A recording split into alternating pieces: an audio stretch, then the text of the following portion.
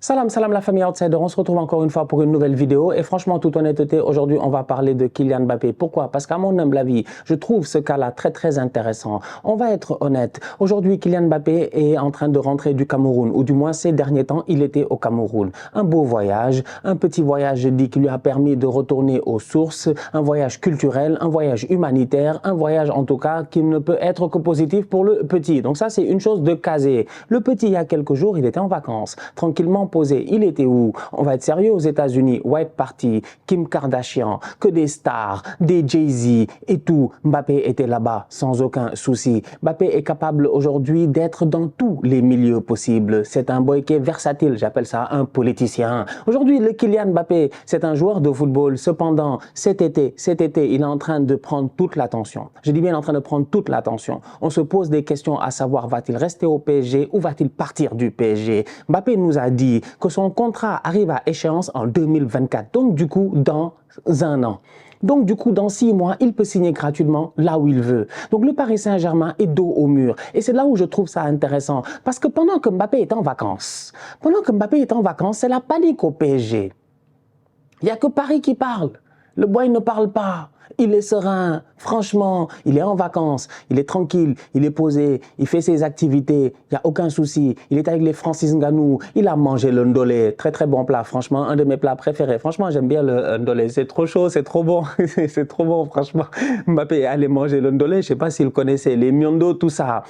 Il s'enjaille, il est dans le bois, il n'y a pas de problème, les brochettes 50-50. Mbappé est allé jouer au basketball avec les Joachim Noah, Mbappé est allé même faire un 2-0 là-bas, c'est-à-dire aller jouer au football avec les petits au quartier. Donc du coup, Mbappé est en train de vivre dans un autre monde en ce moment. Alors qu'au Paris Saint-Germain, il y a des problèmes. Et c'est là où, à mon humble avis, je dis bien, dans toute cette histoire-là, finalement, il y a plusieurs aspects qu'il faut prendre en considération. Et le premier aspect qu'il ne faut pas oublier, à mon humble avis, au sortir de son entrevue avec France Football, parce que tout le problème vient de là, c'est que le Paris Saint-Germain écrit une lettre. Le Paris Saint-Germain met des ultimatums à Kylian Mbappé en lui disant que tu as jusqu'au 31 juillet pour prendre une décision. Pendant ce temps-là, le boy, il est tranquillement posé et il y a des entrevues qui sortent de lui, mais qui avaient été faites et enregistrées avant toutes ces déclarations du PSG. Tu as l'impression qu'il a toujours un mouvement d'avance sur Paris. C'est incroyable, franchement. C'est-à-dire que le PSG, Nasser Al-Khelaifi dit, ouais, le boy, il a 10 jours, je ne sais pas, 2 semaines pour prendre une décision. Les gars font une lettre le 3 juillet ou je ne sais pas quoi pour dire que, ouais, Kylian Mbappé, en tout cas, il a qu'à se gérer 31 juillet pour prendre une décision. Le boy n'a pas parlé. Il n'a pas dit un mot. On ne sait pas ce qu'il pense, ce qu'il va dire, ce qu'il va faire, etc. Quelques jours avant son retour, sort cette entrevue avec France Football. Et l'entrevue en tant que telle, elle divise, elle pose problème. Mais moi, ce qui m'intéresse d'abord, c'est l'aspect communication. Ça n'intéresse pas les supporters, mais je vais en parler. C'est important de parler de l'aspect communication, parce qu'à la fin de la journée, dans toute cette affaire-là, c'est un jeu de communication. C'est un jeu de communication. Et le Paris Saint-Germain est dos au mur. La vérité, elle est là. Ils ne peuvent pas s'en sortir. Ils ne peuvent pas gagner face à ce gamin-là. Parce que le petit a gagné échec et mat depuis l'année passée, depuis le moment où ils ont signé le contrat. Ils se sont trompés. Ils sont arrivés là, à 6 mois de la fin de son contrat ou un peu plus. Il peut faire ce qu'il veut, c'est lui qui décide. Tant que le Real Madrid est intéressé, ce qui est le cas pour le moment, après on va voir combien ils vont poser, mais tant que le Real Madrid est intéressé, c'est lui qui décide.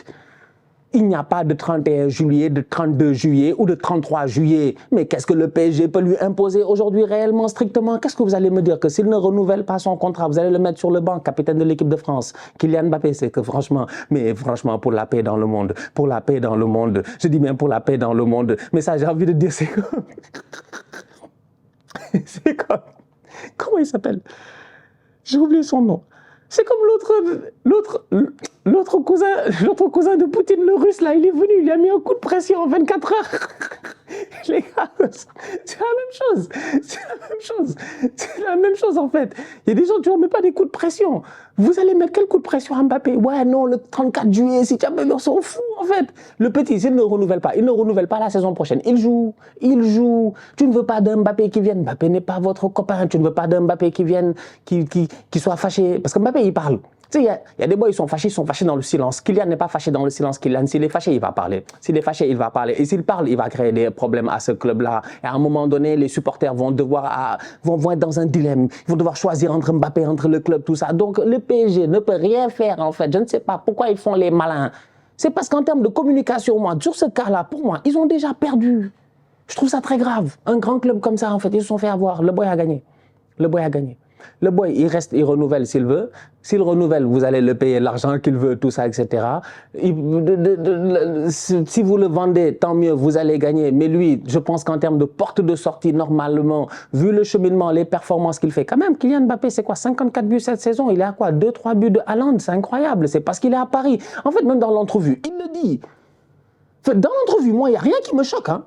Il n'y a rien qui me choque. Je dis bien, il n'y a rien qui me choque. Ouais, il y a 3 joueurs du vestiaire du PSG, ils sont fâchés, ils sont allés voir Nasser pour se plaindre de l'entrevue. Ils se plaignent de quoi? Ils se plaignent de quoi? Je dis Kylian Mbappé aujourd'hui, là où je suis contre lui, là où je ne suis pas d'accord avec lui, c'est sur le fait qu'il fait poireauter tout le monde. Il n'a qu'à prendre une décision, ne pas se baser forcément sur le financier, parce qu'en ce moment, c'est des questions de primes à gauche et à droite. Il n'a qu'à prendre une décision footballistique, franchement, par passion. Je veux aller jouer au Real, il n'a qu'à aller jouer au Real et se barrer. Je veux rester à Paris, il n'a qu'à rester à Paris. Moi, c'est là où je lui en veux, en fait. C'est dans cet aspect-là où c'est pas clair et tout. Mais sinon, mis à part ça, en termes de communication, mais je suis désolé, l'entrevue, pour moi, il n'y a rien à dire. Je ne vois rien de choquant. Je ne vois franchement rien de choquant. Sincèrement, il est venu, il nous a dit que les décisions doivent être prises par plus haut. Ça, c'est vrai. Il a dit qu'il ne peut pas tout faire. Ça, c'est vrai. Il a dit que lui, il a fait. Quand tu regardes statistiquement, tu te dis, lui, il a fait. En fait, il a fait. Il n'a pas forcément été blessé. Il a tout le temps été là, je dis bien, au courant de la saison. Après, il y a des boys qui sont là, mais qui ne se gèrent pas. Il y a des boys qui doivent avoir un leadership défensif, mais qui ne l'ont pas. Il y a des gars qui sont au milieu de terrain, qui doivent performer, qui ne sont là que 50% du temps. Franchement. Mais Marco, t'es où? Il y a des gars, ils sont là, ils ne se gèrent pas. Mais Mbappé, en fait, en réalité, il n'a pas tort. Franchement, à mon humble avis, il n'a pas tort. Maintenant, oui, il paraît égoïste. Il paraît comme s'il disait que toute l'équipe, c'est des tocards. Mais ça aussi, c'est pas faux. C'est des tocards. Mais en fait, il n'a pas tort. Pour moi, dans cette affaire-là, je dis, la seule chose que je peux dire, c'est qu'il dit que lui, il veut gagner. Qu'il est au PSG, il veut gagner, il veut continuer à gagner, il veut performer, il veut remporter des titres. Il faut qu'il comprenne que la même volonté qu'il a de gagner, c'est la même volonté qu'un supporter de football, donc un supporter du Paris Saint-Germain, donc un être humain, je dis bien, qui aime le PSG et qui supporte le PSG, cette même volonté-là que cette personne-là, elle a de ne pas souffrir, d'être heureuse pour son club. Ça, il doit le comprendre. Il n'y a pas un supporter qui se lève un bon matin, que tu sois supporter d'Arsenal, de Paris, du Barça, du Real, du Bayern, whatever, Chelsea, Manchester City, Marseille ou quoi que ce soit. Il n'y a personne qui se lève avec cette volonté, je dis bien, sadomasochiste de souffrir. Personne ne veut souffrir. Tout le monde veut être heureux. Donc Kylian doit comprendre que si lui, il veut gagner, les supporters veulent être heureux. Donc il n'est pas seul. Donc c'est pour ça que je dis de temps en temps, il parle, et d'un point de vue supporter, ça peut paraître très égoïste, parce que tu te dis, mais lui, il se fout de qui? Je comprends les supporters, ils ont raison. D'un point de vue supporter, tu te dis, yeah, il peut paraître égoïste, le boy. Il n'est pas... Tu as l'impression qu'il est déjà parti, tu as l'impression qu'il vous dit qu'il a tout fait, mais que ce n'est pas lui. D'un point, c'est pas faux, mais peut-être qu'il ne faut pas le dire comme ça. Donc c'est compliqué. Ça te fait, je dis bien, un cas compliqué et un cas où je dis, et je répète encore une fois, aujourd'hui Kylian Mbappé, il est tranquillement posé, il est en vacances au Cameroun, Luis Enrique a été présenté, Nasser El Khelaifi a parlé, le PSG a envoyé une lettre, le boy n'a rien dit, out of nowhere, il y a une entrevue de France Football qui sort, tu lis l'entrevue et tu sens réellement que le boy est en train de vous dire que lui, il a essayé. Il a tenté, il ne sait pas où il sera l'année prochaine, mais que si l'équipe n'a pas gagné, c'est pas lui, c'est peut-être les coéquipiers, c'est sûrement la direction. C'est ce qu'il nous dit, et ça, il l'a dit il y a un mois. Encore une fois, je dis bien, il était en avance sur le Paris Saint-Germain. C'est grave, il est tout le temps en avance sur eux. Le clan Mbappé, ils appellent ça. J'ai dit, c'est pas, vous rigolez, vous rigolez, c'est plus qu'un clan. Plus qu'un clan, ils sont en avance, c'est des visionnaires. Ils ont toujours un move en avance. Toujours, ils anticipent, en fait. Là, le boy va revenir tranquillement posé. Il va revenir à l'entraînement. On va commencer à le questionner. Et lui, il va dire qu'il va aller à la fin de son contrat. Après, qui peut parler? Oui, non, on avait une entente, c'est Nasser, hein. Oui, non, on avait une entente avec Kylian, une entente, je dis bien un gentleman agreement ou whatever, une entente orale qu'il ne partirait pas gratuitement. Boy, gars, ça c'est oral, c'est entre vous, je dis bien, si moi je suis juge, je dis c'est inadmissible en cours. Nasser, où sont les papiers? Où sont les audios? Où sont les vrais bails? Ne viens pas nous dire que tu avais une entente avec le boy. Le boy, tout ce qu'il dit jusqu'à présent, à moins que tu sois un supporter qui vraiment ça te fait mal, tu voulais qu'il reste et tout, il est chiant, il nous fatigue tous parce qu'il ne prend pas de décision. On est d'accord, mais tout ce qu'il dit, c'est logique. Quand il te dit j'irai à la fin de mon contrat, effectivement, il va aller à la fin de son contrat 2024. Il ne lève pas l'option, c'est dans ses droits. Donc de où tu viens mettre coup de pression, sachant pertinemment qu'il met coup de pression, ça ne sert à rien. Même s'il doit partir cet été, il peut partir quand il veut, il peut décider. Mais il peut décider d'être méchant, Mbappé. Mbappé peut décider d'être méchant. Mbappé peut décider de partir le 25 août. Je pars. Paris va dire on ne le vend pas. Ils ne peuvent même plus dire Paris on ne le vend pas. Après tout le blablabla qu'ils viennent de faire, ils viennent encore une fois, je viens d'y penser, c'est du tocarisme.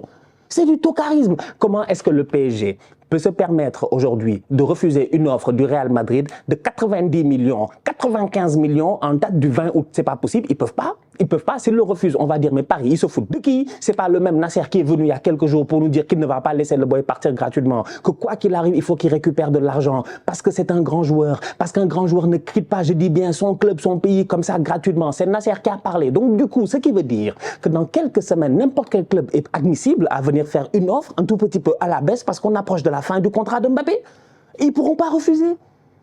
En fait, le PSG, ils parlent des fois, ils parlent leur direction et tu te demandes, est-ce que les gars, ils ont cogité?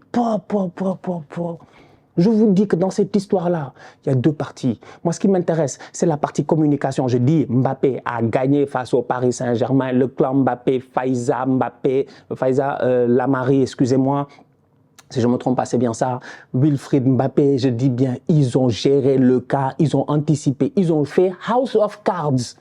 Ils ont fait House of Cards sur le Paris Saint-Germain. Et là, le PSG, ils sont dos au mur. Ils ne peuvent rien faire. C'est bien beau d'être là à lancer des ultimatums et des machins, tout ça là, mais non, gars. Non, vous êtes dépassés, vous avez perdu déjà. Maintenant, c'est le boy, il décide, il fait ce qu'il veut. C'est pour cela qu'il a l'air aussi serein. Mais tu le vois, il marche au Cameroun. On dirait un kunkuma dans le pays du kunkuma. Et puis, je trouve ça même... Ah, peut-être que, je sais pas. Les frérots africains, alors on va peut-être se comprendre entre nous quand même. J'ai dit, non, mais c'est un move de bandit. T'as vu le pays? Il est allé au Cameroun. Il est allé au Cameroun. Le gars traumatise le PSG de l'extérieur. Il traumatise le PSG de l'extérieur. Il n'est même pas là. Il n'est pas encore rentré. Attendons qu'il rentre voir ce qui va se passer. Mais c'est pour dire, pour moi, dans cette affaire-là, en termes de communication, le Paris Saint-Germain a complètement foiré. En fait. Ils ont complètement foiré, encore une fois. Ils n'étaient pas concentrés. Ils n'étaient pas concentrés. En fait. Ils ne sont jamais concentrés. Ils sont toujours sur trop de dossiers. Kylian Mbappé a déjà gagné. C'est vraiment lui qui décide. Ça ne sert, à mon humble avis, plus rien de parler. Il n'y a que lui qui peut nous dire maintenant ce qu'il va faire. Maintenant, il n'a qu'à prendre une décision rapidement. C'est là où moi je rejoins les supporters. C'est qu'un supporter n'a pas envie de vivre ça et c'est chiant. Franchement, boy, prends une décision et passe à autre chose, quoi, sincèrement. Ok, on a compris, de l'argent, franchement, je pense, tu n'en manques pas. Donc, prends une décision rapide et permets aux gens d'avancer. D'avancer, franchement, d'avancer. Parce que là, en ce moment, c'est bien beau les officialisations, tout ça. Luis Enrique, tout ça. Mais tu as besoin de savoir, en fait. Tu as besoin de savoir. Tu restes, mais tu restes avec quelle vibe? Et tu pars le plus rapidement possible. Parce que de l'autre côté aussi, ils ont besoin de savoir. Tout le monde a besoin de savoir. Moi, c'est sur cet aspect-là, en fait, que là, tu te dis, ouais, Kylian, il est énervant. Tu dis, ouais, le cas là est énervant et tout, parce qu'il faut que la décision elle soit prise, qu'on puisse passer à autre chose. C'est des feuilletons. Tout l'été passé, c'était la même chose. On ne va pas reprendre encore tout l'été. On est déjà à la moitié de l'été et c'est juste qu'à présent, on parle que de lui. Donc là, il y a une décision à prendre rapidement. Mais sinon, mis à part ça, dans la bataille de communication entre lui et le Paris Saint-Germain, le boy, il les a graillés, mec. Il a bouffé l'administration du PSG, mec. Franchement. En fait, c'est pour ça qu'il peut se permettre de parler. C'est lui le patron. C'est vraiment lui le patron. C'est lui le patron, en fait. Les gars ne peuvent rien contre lui. Il est là. C'est un employé, mais un employé que tu ne peux pas virer. Un employé dont tu ne peux pas te débarrasser. Pourquoi? Parce que le gars, il a tous les documents qu'il faut pour te faire tomber si lui, il tombe. C'est un tout petit peu comme ça que moi, je le vois. Si je faisais un scénario, je dis bien, à la, je sais pas, whatever, Quentin Tarantino, je ne sais pas, franchement. J'aurais vu ça de ce genre-là en film en me disant que c'est un scénario de film, mais... Voilà. En tout cas. J'ai bien aimé le voir au Cameroun quand même. Ça se voit que c'est un camère. Ça se voit que c'est un camère, ça, grosse tête là. Non, mais quand même, on a gagné une Coupe d'Afrique au Cameroun. Moi, j'ai passé quoi, 35 jours au Cameroun. Je pense que c'est le plus long temps que j'ai fait dans un pays sans vivre dans ce pays-là. 35, 36 jours et quelques. Ouais, je pense, hein, dans ma vie, il me semble. C'est le plus longtemps que j'ai fait dans un pays sans vivre dans ce pays. C'est incroyable. Moi, j'ai le Cameroun ici. Hein. Je connais trop bien ce pays. Je te dis, on était là, rentré dans le Mboa. J'étais un boy du quartier de Emana. Je vivais au niveau de Emana, franchement. Quand on prenait la route là pour aller à Bafoussam, mais quand même, on n'est pas vos copains. Ça fait longtemps qu'on était dans le Mboa. J'ai dit bien, je Rwanda même. Mais quand je l'ai vu sa tête là, j'ai dit non, Mbappé, c'est un boy du Mboa. Un vrai boy du Mboa. En tout cas, la famille, on se capte très bientôt pour une nouvelle vidéo. D'ici là, on continue à liker, on continue à partager. On s'abonne, on s'abonne, on s'abonne. On est ensemble, on reste en santé. C'est le plus important. Tous outsiders.